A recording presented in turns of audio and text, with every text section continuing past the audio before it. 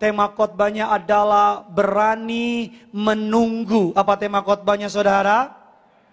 Berani menunggu. Suatu hari saya menantikan sebuah final Liga Eropa saudara. Karena kebetulan tim kesukaan saya yang bertanding di final pada malam itu. Pertandingannya 02.45 dini hari saudara. Jadi saya jarang begadang. Tapi karena itu klub bola kesukaan saya. Jadi saya paksain diri untuk bergadang. Saya menanti pertandingan itu saudara. Saya minta tolong istri saya untuk bikinin kopi saudara. Dan itu kopi terenak di dunia karena dibuat dengan cinta saudara ya. Kopi tersebut dibuat dengan cinta dan saya masih tetap ngantuk saudara. Dan istri saya bilang, udah kalau ngantuk tidur aja, nanti nonton besok ulangannya. Bagi kita yang suka bola itu menjadi sebuah hal yang gak mungkin. Saya bilang sama istri saya, enggak, ini sangat layak untuk ditonton. Dan puji Tuhan gak tidur, dan puji Tuhan pertandingan klub kesukaan saya menang dan jadi juara pada waktu itu saudara. Maksud dari cerita saya, kalau kita menanti sesuatu yang kita suka dan kita tahu pasti akan datang dan kita tahu pasti akan terjadi, maka kita menantinya dengan sukacita, bahkan kita rela bayar harga agar kita dapat di titik di mana kita nantikan. Karena kita tahu penantian tersebut layak untuk ditunggu. Terlebih lagi ketika kita menantikan Tuhan. Saya percaya setiap kita pasti, setiap saudara lantai atas, lantai bawah, pasti menunggu sesuatu dari Tuhan. Yang sepakat sama saya katakan amin. Saya percaya pasti ada sesuatu yang saudara harapkan. Saya percaya pasti ada sesuatu yang saudara doakan. Saya percaya pasti ada sesuatu yang saudara rindukan. Tapi saya percaya kalau saudara menanti bersama dengan Tuhan. Dan kalau Tuhan yang menyuruh saudara menanti, saya percaya penantian saudara tidak akan pernah mengecewakan. Yang percaya kasih tepuk tangan dulu bagi Tuhan kita. Bilang kiri kanan saudara gak akan mengecewakan. Kita buka satu ayat saudara, sama-sama Amsal 19.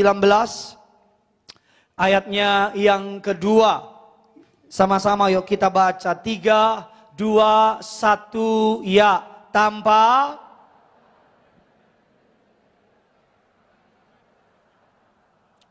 orang yang tergesa-gesa akan apa saudara? Salah langkah. Di dunia yang memuja sebuah kecepatan, di dunia yang serba pengen instan, pengen cepat, apa-apa buat KTP jadi cepat, pesan makanan pengen cepat. Di dunia yang memuja kecepatan, kita tergoda untuk selalu apa-apa pengen cepat. Padahal nggak selalu yang cepat itu baik buat kita. Nggak selalu yang speed itu menyenangkan buat kita. Kadang-kadang kita perlu pelan-pelan untuk menikmati pemandangan di sekitar kita. Kemarin saya ke Semarang, KKR di Semarang. Nggak nanya, saya kasih tahu. Saya road trip, nyetir sendiri saudara. 6 jam Jakarta, Semarang. 6 jam Semarang, Jakarta. Kurang lebih 8 jam karena macet di Cikampek. Dari Jakarta, Cikampek, Cirebon, Indramayu, Batang, Los Angeles, Zimbabwe. Jadi Jakarta, Cikampek saya ngebut karena mobil saya nggak kerasa tiba-tiba udah hampir 140 lebih. Bahkan hampir 160 saya sadar. Kalau saya ngebut cepet-cepet, saya akan cepet-cepet sampai ke rahmatullah. Jadi saya langsung angkat gas saya. Dan ketika saya mulai pelan-pelan nengok kiri kanan, nengok ke kanan pemandangan indah. Nengok ke kiri istri tidur indah. Kita jadi supir antar kota, antar provinsi. Gak selalu cepet itu baik. Jangan segala sesuatu kita pengen yang cepat. Coba saudara copot ulat ketika dia mau menjadi kupu-kupu. Dan saudara percepat prosesnya dari kepompong, saudara copotin itu. Maka saudara akan membunuh ulat tersebut. Coba saudara punya anak 5 tahun karena saudara sayang sama dia. Saudara pengen mempercepat promosi buat dia. Saudara bilang, nah ini kunci mobil antar papa ke Gading Nias. Maka anakmu akan bilang, sekalian ya ke rumah bapak di surga pak. Gak selalu yang cepat itu baik buat kita. Nah hari ini kita akan belajar. Saya berdoa khotbah ini untuk saudara yang sedang menanti sesuatu dari Tuhan. Pasangan hidupkah? Keturunankah? promosi kah, jabatan kah, whatever it is. Apapun itu, khotbah ini mempersiapkan saudara. Apa yang harus saudara lakukan ketika saudara berada dalam ruang tunggunya Tuhan. Ketika saudara menantikan sesuatu. Khotbah ini dibagi menjadi dua dan kita akan selesaikan hari ini. Yang pertama, khotbah ini masuk kepada bagian yang pertama. Apa yang perlu kita hindarkan di saat kita mengalami masa-masa menunggu. Saya punya teman pengerja di gereja Tiberias, saya memberkati pernikahannya. Karena COVID kemarin, pernikahannya ditunda 3 kali. Undangan udah dikirim, batal. Kirim, batal. Kirim, batal lagi sampai saya tanya, jadi nikah gak sih kalian? Tetapi dalam ceritanya, masa penantian yang Tuhan izinkan terjadi sama mereka, dipakai Tuhan untuk mendewasakan setiap pasangan di tempat itu. Jadi nggak selalu penundaan itu berarti penolakan. Nggak berarti delay, berarti Tuhan nggak jawab. Bedakan antara Tuhan bilang tidak sama Tuhan bilang nanti.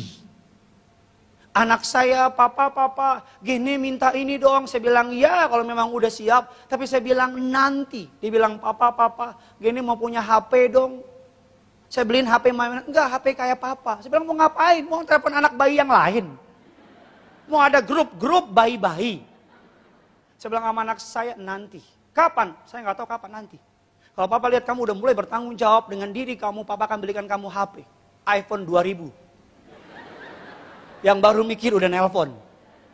Kita akan melihat bagian yang pertama, apa yang harus kita hindari ketika kita sedang menunggu. Dan bagian yang kedua, apa yang perlu kita ingat ketika kita sedang menunggu. Tiberias Gading Nias yang di rumah dan di gereja. Saudara yang siap diberkati bisa lambaikan tangan saudara dulu. Ayo tinggi-tinggi saudara. Haleluya, kita kasih tepuk tangan dulu bagi Tuhan kita. Sama-sama bilang sama saya pasti diberkati. Yang pertama saudara, keluarkan catatan saudara. Apa yang mesti kita hindari di masa-masa penundaan. Di masa-masa nunggu kita sama Tuhan. Yang pertama, perkataan yang negatif. Bilang kiri kanan saudara, moncongmu dijaga, bilang saudara.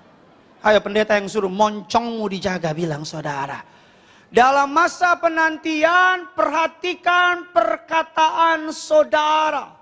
Yang setuju bilang amin. Dalam masa penantian, jangan sembarangan ngomong. Jangan bilang, kayaknya Tuhan gak sayang deh. Kayaknya Tuhan gak peduli deh. Kayaknya Tuhan lupa deh. No, Tuhan sayang, Tuhan peduli. Dan Tuhan gak pernah lupa sama janjinya. Katakan amin. Kemarin saya beli batik. Gak nanya, saya kasih tahu. Saya pendeta yang suka berbagi kehidupan. Beli batik sama istri, sama anak-anak saudara. Di Semarang. Ada batik tulis dan sebagainya. Batik tulis dengan batik pabrikan lebih mahal batik tulis. Kenapa? Karena pembuatan prosesnya lebih lama. Dan lebih mahal, lebih bagus dan lebih keren. Jadi kalau Tuhan membuat saudara menanti lebih lama, karena Tuhan mau saudara lebih bagus dan lebih keren. Bilang kiri kanan saudara, hai orang keren. Mantap. Jadi menunggu. Sambil nunggu batik tulisnya, sambil menunggu saya sama istri, sama anak main, ngobrol-ngobrol, ketawa-ketawa. Kenapa ketawa-ketawa? Happy. Kenapa happy? Karena kita tahu yang kita nantikan pasti terjadi. Kenapa pasti? Karena yang mengerjakan batik itu expertnya. Saya nggak akan bilang, lu bisa ngebatik gak sih? Itu bukan, dia lebih tahu dari saya. Jadi saya menanti dengan tenang, dengan pede. Bahkan saya menanti sambil beli pesen jeruk peres. Jeruknya diperes, dikasih ke saya karena saya ayah yang penuh kasih, rajin menabung dan suka menolong. Saya kasih anak saya dulu, gini, coba dulu es krimnya, jeruk peresnya. Anak saya minum, mbaknya ngeliatin kita, saya tanya, gini, enak nggak? Nggak enak. Terus mbaknya liatin kita, saya bilang gini, gulanya diaduk-aduk dulu. Diaduk-aduk pasti enak. Diaduk-aduk enak nggak? Nggak enak. Saya minum, bagi saya enak mbak. Sambil menunggu saya sama istri sama anak saya, kita menanti. Kita nggak ngata-ngatain yang buat batik itu. Karena kita tahu dia lebih tahu apa yang sedang dikerjakan dibanding saya yang nggak tahu apa-apa.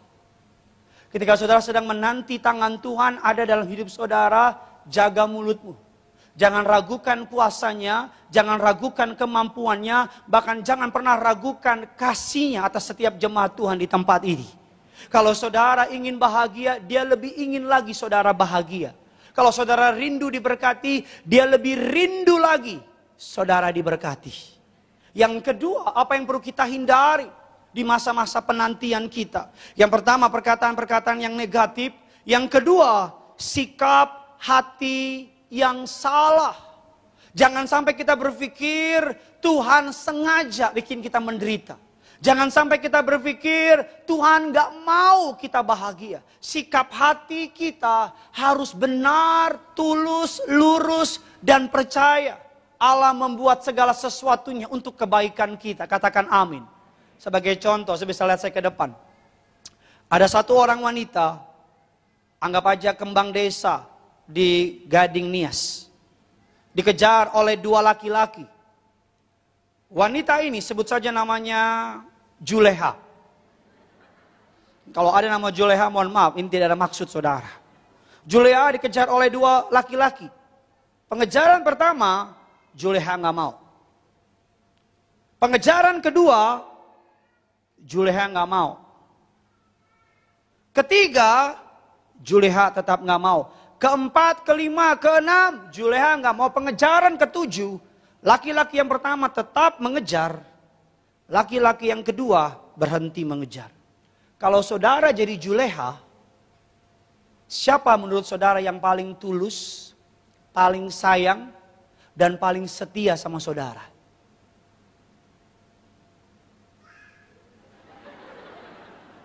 Ini saudara punya kuping kan? Yang paling tulus pasti yang pertama. Kadang-kadang masa penantian Tuhan cuma mau lihat hati kita gimana sama dia. Kadang-kadang ketika kita lagi nanti Tuhan mau lihat tetap ke gereja enggak dia. Ketika cowok yang dia idamkan belum saya kasih. Tuhan mau lihat tetap melayanin enggak dia. Di saat masalah demi masalah datang sama hidupnya. Tuhan mau lihat dia tetap nyembah aku angkat tangan sambil nangis enggak. Di saat keadaan tidak berjalan sebagaimana yang dia mau. Kalau saya pergi sama istri saya belanja dan istri saya minta sesuatu dan saya nggak kasih. Dan ketika di mobil dia diemin saya sepanjang perjalanan. Maka saya akan bilang sama istri saya, kamu nggak sayang sama saya. Kamu cuma sayang sama barang yang bisa saya berikan sama kamu. Tuhan mau saudara dalam masa penantian. Tuhan kasih nggak kasih. Kita tetap menyembah Tuhan. Tuhan beri atau belum beri, kita tetap mengasihi Tuhan. Bilang kiri kanan saudara, apapun yang terjadi, tetap setia ikut Yesus. Kasih tepuk tangan dulu yang luar biasa bagi Tuhan kita. Yang ketiga, sikap hati apa yang perlu kita hindari ketika kita sedang menanti? Yang pertama adalah perkataan-perkataan yang negatif. Yang kedua adalah sikap hati yang salah. Yang ketiga, sikap hati yang perlu kita hindari adalah reaksi yang justru semakin memperlambat proses kita. Bukan Tuhan gak pengen jawab doa kita. Jawabannya sudah diberikan, katakan amin. Doa kita sudah dijawab, katakan amin. Tetapi respon kita, reaksi kita yang memperlambat, bukan Tuhan yang memperlambat, tetapi kita yang membuat diri kita Saya sama istri sepakat kasih main Genesaret anak kami pertama, 1 hari 1 jam main game. Itu maksimal, 1 hari 1 jam. Kemarin ketika kami di Semarang, dia bilang, Papa, gini boleh main game gak? Saya sebagai ayah, saya bilang sama dia, boleh, tapi doa dulu. Sedikit aja, sedikit aja. Saya bilang sama dia, doa aja, doa aja. Terus dia bilang, oh Papa gitu, gini gitu. Papa gini mau main game, doa dulu. Kan lagi breakfast, doa dulu. Kami di hotel Semarang, satu hotel di Semarang kami book.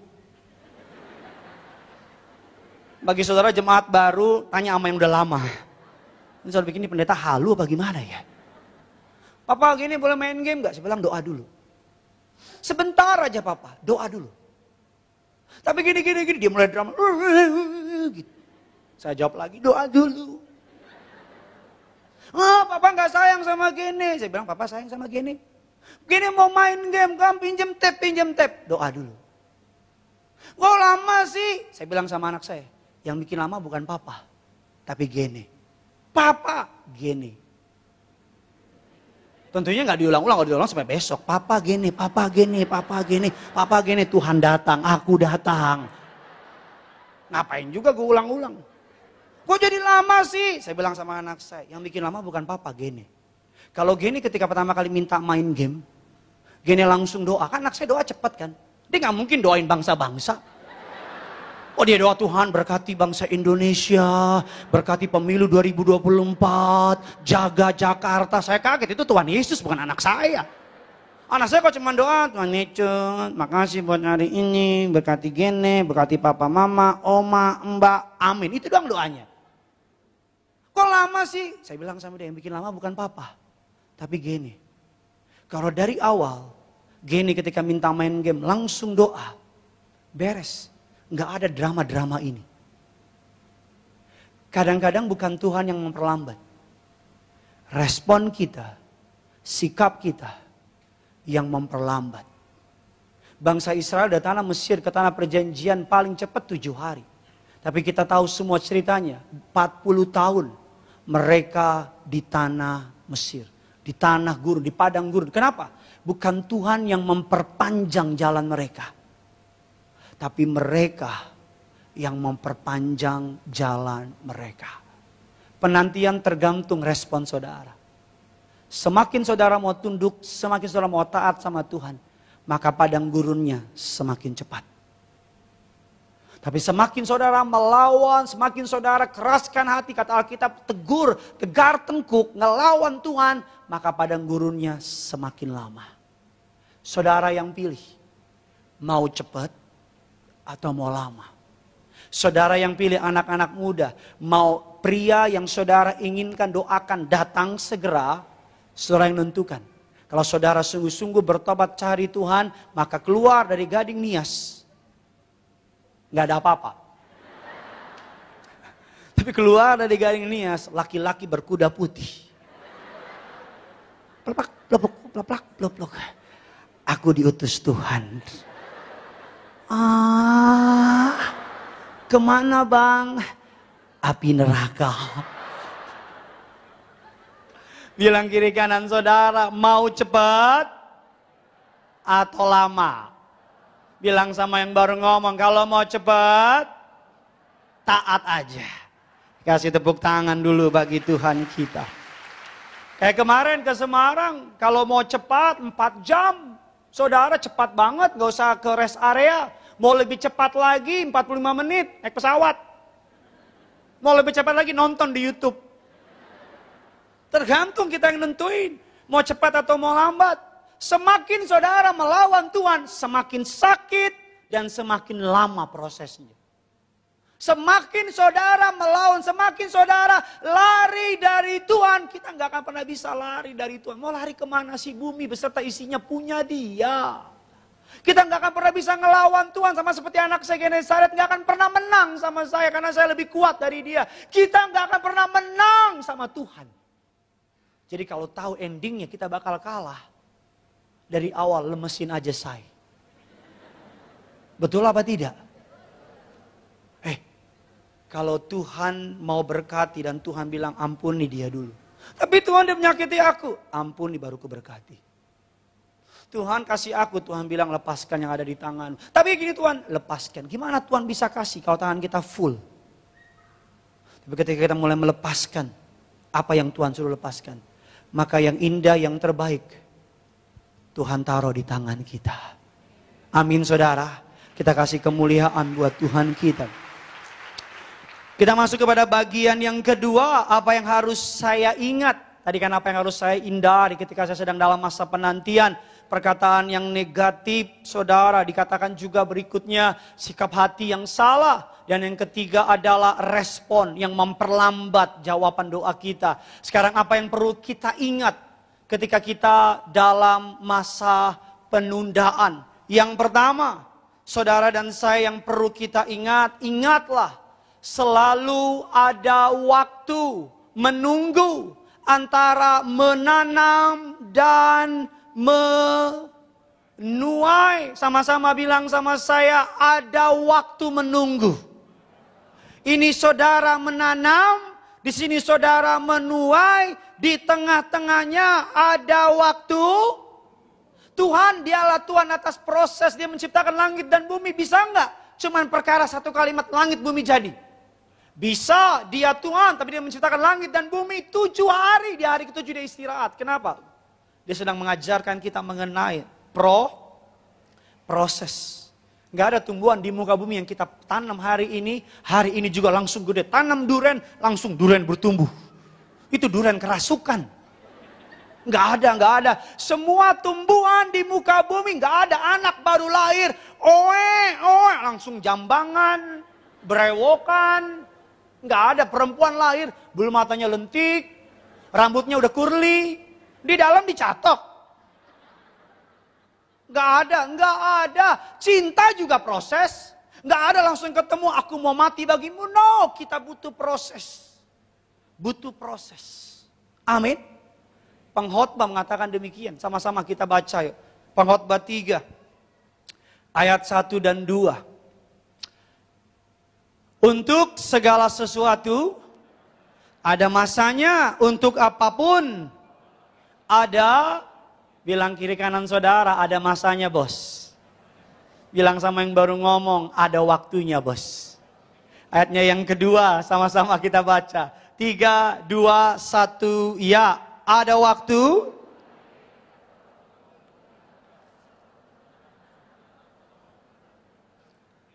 Ada waktu mencabut yang, ayat yang ke-11, kasih keras suaramu. 3, 2, 1, iya. Indah pada waktunya. Bahkan dia memberikan kekekalan dalam hati mereka. Tetapi manusia dari awal, jangan cuman pinter ngutip ayat ini, tapi nggak percaya sama isinya. Banyak orang percaya, orang Kristen ngutip ayat ini. Di Instagramnya, Instastorynya, ia membuat segala sesuatu indah pada waktunya. Kasih emoticon tangan di sini. Ada kepala di sini, di lingkaran gitu. #bless. Tapi kalau sudah nggak percaya, buat apa? Ia membuat segala sesuatu.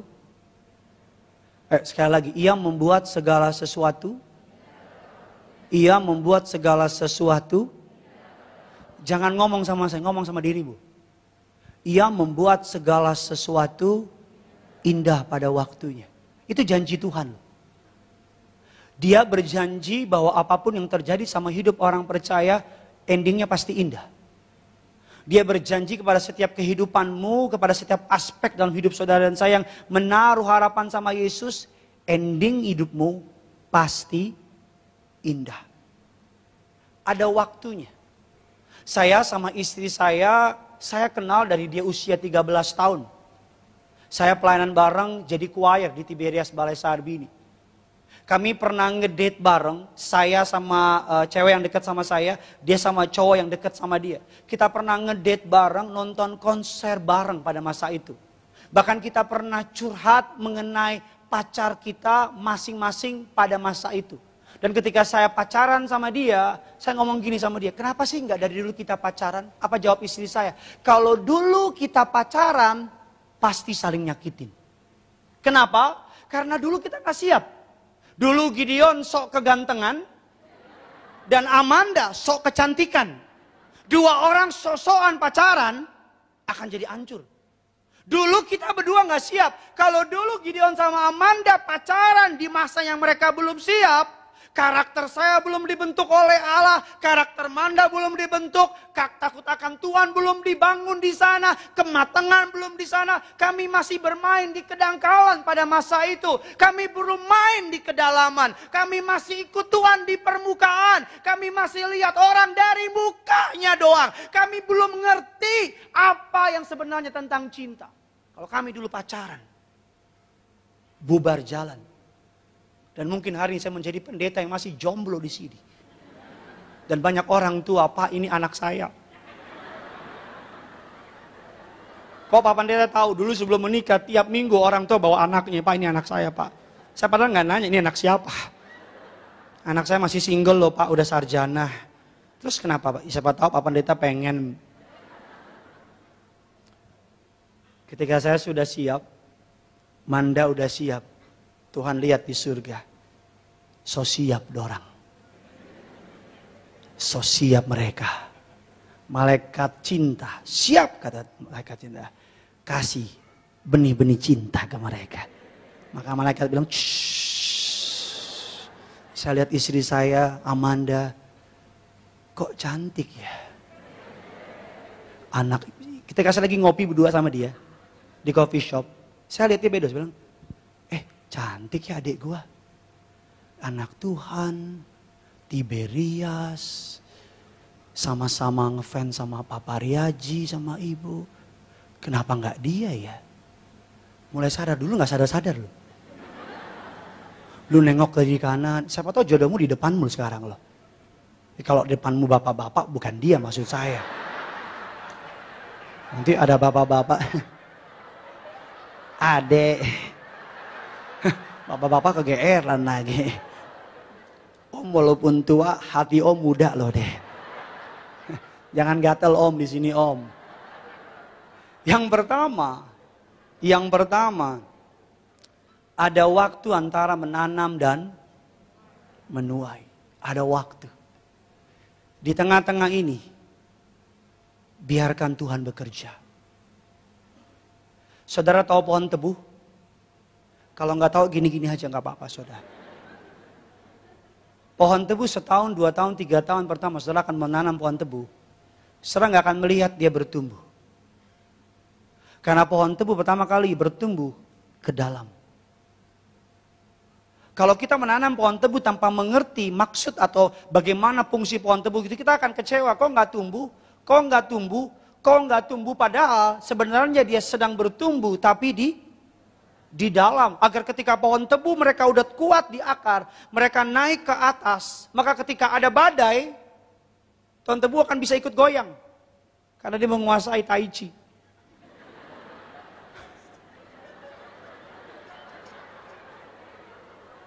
Enggak, dia akan bisa goyang pohon tebu. Kenapa goyang? Karena akarnya. Anak-anak muda jangan buru-buru pengen di atas. Kalau dasarmu belum siap, dasarmu belum kuat, engkau di atas cuma untuk jatuh. Dasar menentukan ketinggian. Dasar menentukan ketinggian. Rumah 1 lantai dengan rumah 5 lantai. Pondasinya berbeda. Semakin tinggi bangunannya, semakin dalam pondasinya. Jadi kalau hari ini kau lihat temanmu langsung jadi manajer, temanmu langsung jadi asisten dan sebagainya, sabar. Bukan berarti Tuhan lupa sama saudara. Tuhan sedang menggali ke dalam. Agar ketika galian di dalam sudah siap, dia akan angkat engkau tinggi, tinggi, tinggi, tinggi. Seperti bintang di langit. Dia akan promosikan saudara dan saya. Yang kedua, kita akan sama-sama masuk mengapa Tuhan sengaja. Alkitab katakan mengapa, apa yang perlu kita ingat. Yang kedua, yang pertama dikatakan perlu ingat ada waktu antara menanam dan menuai. Yang kedua, apa yang perlu kita ingat ketika kita sedang menanti. Ini kesukaan saya. Yang perlu kita ingat yang kedua, remember there is unseen battle going on. Ada peperangan rohani yang sedang terjadi. Sama-sama bilang sama saya, ada peperangan rohani. Kita lihat Efesus 6 ayatnya yang ke-12. 3, 2, 1 ya. Karena perjuangan kita bukanlah tetapi melawan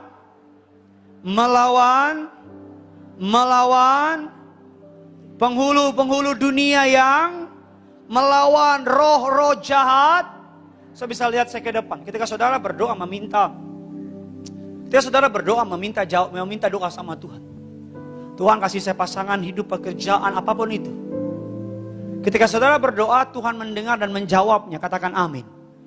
Dan ketika Tuhan mendengar, menjawabnya, dari sisi Tuhan, Allah mengirim malaikat untuk menjawab doa saudara, bilang amin. Ketika jawaban doanya sedang dikirim sama saudara, apakah iblis akan tinggal diam? Apakah iblis akan bilang, oh aku turut bahagia sama kamu ya? Iblis akan lakukan anything, benar-benar apa aja, supaya doamu gak jadi sama kamu. Kita lihat dasar ayat. Pak Pendeta, memang ada ayat yang persis seperti itu. Kita sama-sama pelajari. Kita lihat Daniel 10. Ayatnya yang ke-12 dan ke-13. Sama-sama kita baca. 3, 2, 1, ya. Lalu katanya kepadaku, janganlah takut Daniel, sebab telah didengarkan perkataanmu sejak hari pertama engkau untuk mendapat pengertian dan untuk di hadapan Allahmu, dan aku datang oleh karena dari hari pertama Daniel berdoa, kitab mengatakan Allah sudah dengar dan Allah sudah menjawabnya, katakan amin. Dan Allah memerintahkan Gabriel saudara untuk menyampaikan jawaban doanya. Kita lihat lagi di ayatnya yang ke-13. Sama-sama kita baca. 3, 2, 1, ya pemimpin.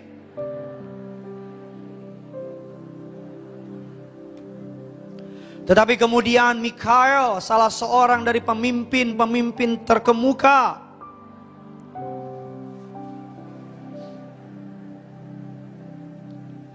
Daniel berdoa. First day dia doa, hari pertama dia doa. Kitab katakan Tuhan sudah mendengar dan menjawabnya. Katakan amin dulu. Tuhan kirim siapa tadi? Gabriel kepada Daniel. Allah kirim, Elohim kirim Gabriel kepada Daniel. Ketika Gabriel mau datang, pemimpin Persia, kuasa kegelapan, menghalangi. Gembala suka ngajar, penghalang doa. Beliau kalau doain orang suka bilang, penghalang doa kami patahkan. Ketika Gabriel datang memberi doa, pemimpin Persia, kita bilang 21 hari. Stand, berdiri di perjalanannya Gabriel. Ketika Gabriel bertarung dengan pemimpin Persia, Mikael, Gabriel, Daniel, Gideel. Mikael datang, ambil pertarungan itu. Dan Gabriel terbang ke Daniel untuk memberikan jawaban doanya Daniel. Tahukah saudara bahwa iblis benci banget sama Allah? Dia benci banget sama Allah.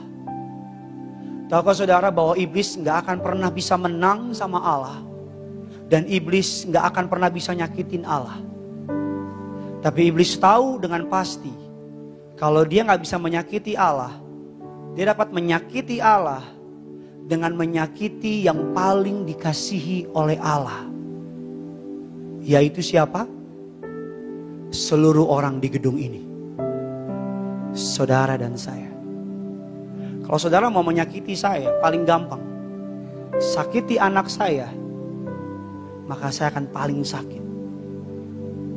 Kalau saudara tahu, saudara anak Bapa di surga. Ketika di Taman Eden, Adam dan Hawa baik-baik saja. Semuanya tersedia, berkat yang indah Tuhan siapkan. Iblis gak suka. Iblis menyusup sebagai ular.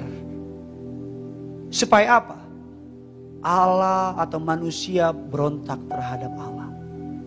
Kemarin saya baptisan di Semarang. Atas anugerah Tuhan yang dibaptis bisa sampai ratusan. Kita kasih tepuk tangan dulu bagi Tuhan kita. Ketika mau selesai baptisan, saya sama rekan saya Pendeta Jeffrey, kami yang baptis, dipercaya oleh gembala. Udah mau selesai, tolak dusta, tolak tipu perkataan saya. Beberapa orang Semarang juga nonton. Teman saya juga, Renali juga ada. Lagi baptis, terus ada seorang perempuan di kolam baptisan matanya melotot. Udah pasti kerasukan setan. Nggak mungkin jemaat melotot sama pendetanya di kolam baptisan. Kalau melotot beneran saya tenggelamin, jangan diangkat. Tenggelamin sampai hari kedatangan Tuhan. Jadi melotot gini. Kita kasih minyak. Wah, wah, perempuan. Wah, wah, langsung dia bahasa daerah. Ini punya beta, ini punya beta. Ini punya beta. Ose kamu apa? Ose kamu apa? Nunjuk ke saya. Ose kamu apa? Mata melotot. Ini punya beta, beta yang jaga dari kecil.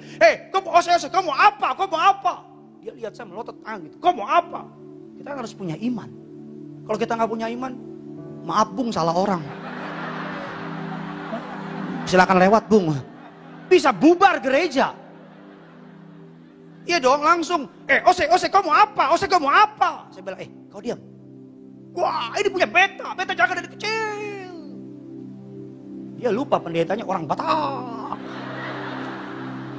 Batak sama Ambon, torang bersaudara. Salam satu darah. Oh, itu orang Ambon sama Batak itu pasti. Iya. Ya teman saya Renaldi ikut kita ke sana tuh. Wah, beta, ini punya beta, ini punya beta. Saya kan ada beberapa baptis belum lepas.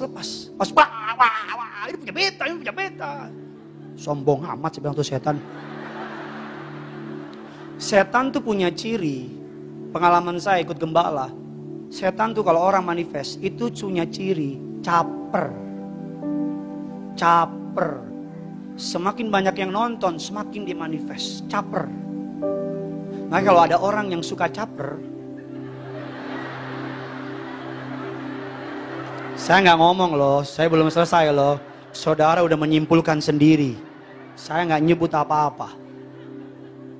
Udah selesai, pengerja bilang, Pak belum lepas. Datang ke saya, kan kita harus atas anugerah Allah dong, kan mereka cari pendeta dong. Kan kita diajar sama gembala kita punya kuasa, bilang amin dulu. Datang ke situ, ini punya beta, iya gue tahu ngomong mulu loh. Enggak Allah, saya ngomong sama namanya Alicia. Saya bilang Alicia, kau mau apa? Gue gak ngomong sama lu. Ngapain ngomong sama setan? Ngomong sama orangnya dong. Saya dididik oleh gembala sidang dengan melihat, dengan memperhatikan. Roh kita jadi gede. Saya dari muda aja choir udah berani pelepasan. Bukan karena saya hebat, no. Tapi karena dari kecil udah dapat pengetahuan. Orang benar, setan bertekuk lutut di bawah kaki orang percaya. Nggak ada usia, nggak ada umur. Orang benar yang punya iman. Apalagi ini nih. Ini nggak main-main bos. Saya belajar teologi atas anugerah Tuhan sampai doktoral teologi. Dan ketemu sama profesor-profesor. Mereka nggak bisa nyangkal bahwa Tuhan benar-benar bekerja di balik kuasa minyak dan anggur.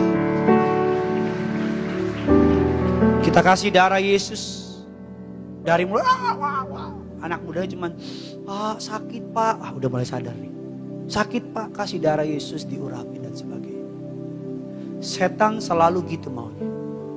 Dia mau cengkerem kita. Dia nggak mau kita bahagia. Oleh karena itu mari percaya. Ketika saudara berdoa meminta sesuatu, iblis akan lakukan anything, segala cara supaya saudara gak dapat doa itu. Tapi jangan takut. Rajin terima tubuh darah Yesus. Diurapi terus. Hidup dalam pertobatan, terus berdoa. Minta sama Tuhan. Maka tidak ada sesuatu yang tidak mungkin bagi setiap jemaat di tempat ini. Jadilah kuat, jadilah beriman, jadilah percaya. Tuhan Yesus mengasihi saudara. Kita berikan tepuk tangan yang luar biasa bagi Tuhan.